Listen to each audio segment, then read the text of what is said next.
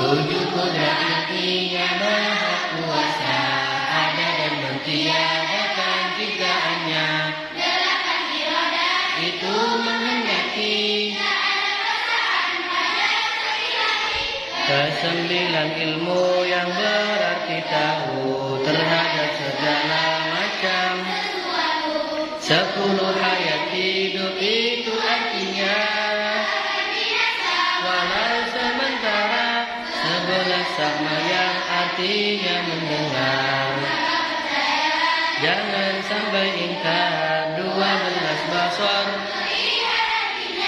walau sesuatu yang tak kasat mata. 13 sifat kalam berfirman tanpa tulisan dan suara.